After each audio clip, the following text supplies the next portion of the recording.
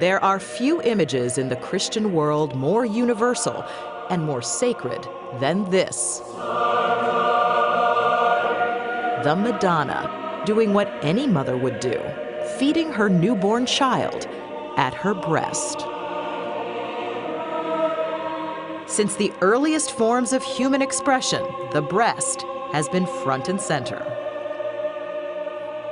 How long have breasts been on artists' minds and subjects of their works? Well, if we look at the Venus of Willendorf, it's actually 25,000 BC.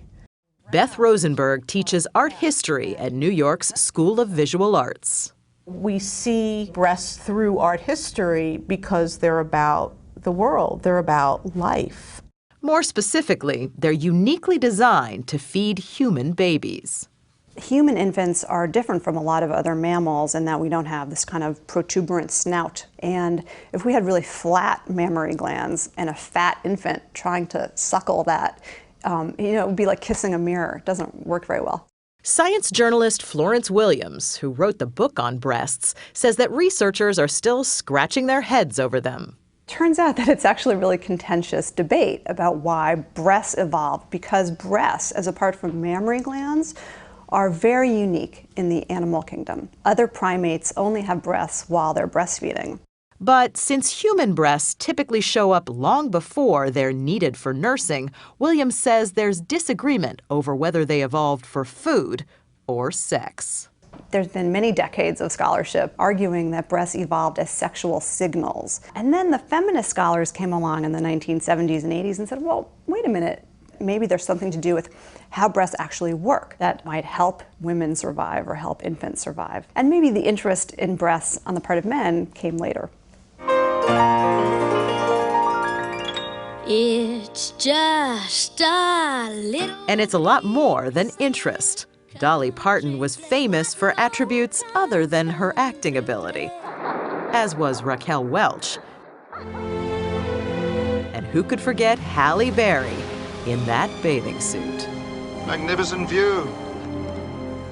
The bigger-than-life images inevitably left some women feeling inadequate. Most women really don't like their breasts. There's always something wrong.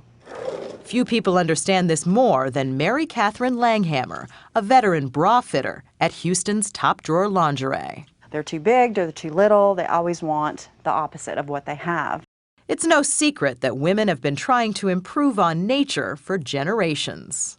There were bras that you could put all sorts of things in, wire, tissue, metal. There were even bras that you could blow up with a straw to make your breasts look bigger.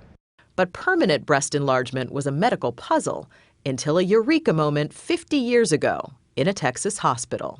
There was a doctor in Houston, Texas, who was holding one of these new silicone blood bags. Blood used to be contained in glass. And he was holding a warm bag of blood, and he said, "My, that feels good. It feels like a breast." Enter Timmy Jean Lindsay, a divorced mother of 6 who went to her doctors to have tattoos removed from her chest.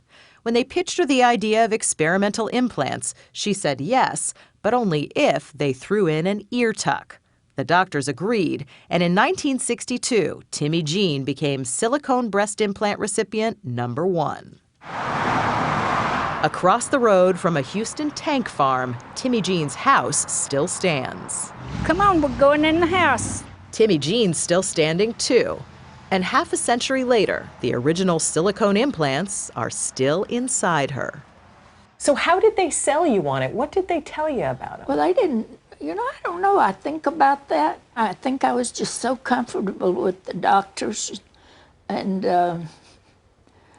I might even had a crush on 1 or 2 of them. When the bandages came off, Timmy Jean was a cup size larger, but it was nothing she wanted to flaunt. You didn't show them off? Mm-mm. Why not? I was too timid, I think. So those whistles and those catcalls, you didn't like that? No, I did like it. Oh, yeah, I really liked it, but I didn't want it to go anywhere. And I just wasn't used to all that attention. Are you still happy with how they look? Oh, yeah. Most of the time now, I go braless. 50 years on, the implants have hardened, and one has a tear. But Lindsay says she's still a satisfied customer. So have you had any health problems that you could say had to do with the implants? No, I've not had any health problems. Not all implant patients have done as well as Timmy Jean Lindsay. The FDA says that as many as 1 in 5 silicone implant recipients needs to have them replaced within 10 years. And even if we don't invite trouble, our breasts go looking for it. The breasts are the most visible part of what women define as being female, and they are the most vulnerable organ to cancer in a woman's body. I've been in practice for over 20 years, taking care of women with breast cancer. Dr. Marisa Weiss, a breast cancer specialist at Philadelphia's Lankenau Medical Center, says breast cancer cases have doubled since the 1940s. Yes, we're getting better at finding it, but there's more to it than that. Breasts soak up toxins, and there are a lot more toxins out there now. Hormones in beef and dairy products, preservatives and fragrances that can have hormonal effects. These are things that never used to be out in the environment, and now they're out there everywhere. And our breasts are picking them up. And our breasts are like sponges. They pick up what's out there and hold on to it. And Dr. Weiss says women who haven't carried a baby to term have what are considered immature breasts and are more vulnerable to those toxins. When breast gland tissue is immature, it is very suggestible. It's ready to fool around with any host of things that might look like, smell like, taste like hormones that could potentially stimulate extra breast cell growth, which could be unhealthy growth, including the start of a cancer. Of course, having a child, or 3, is no guarantee against cancer either. 2 years ago, Marisa Weiss found something on her own mammogram.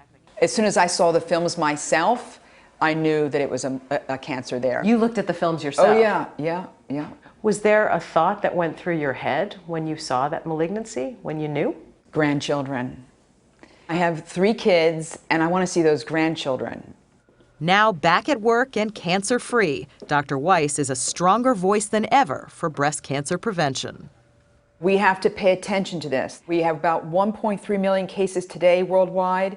We expect that to double by the year of 2040. The breasts are telling us that we've got a problem out there and we have to listen. We can't ignore it. There's too much at stake.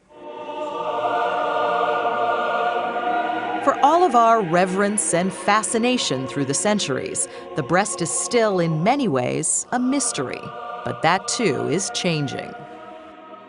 For her part, Timmy Jean Lindsay, the Texas great-grandmother, says she'll donate her silicone implants someday. Don't want no autopsy, but they can take them. They can take the implants. But I plan, like I told you, I plan to live to be 100. I don't know what I'll be looking like, but I'm gonna make it. I'm gonna try.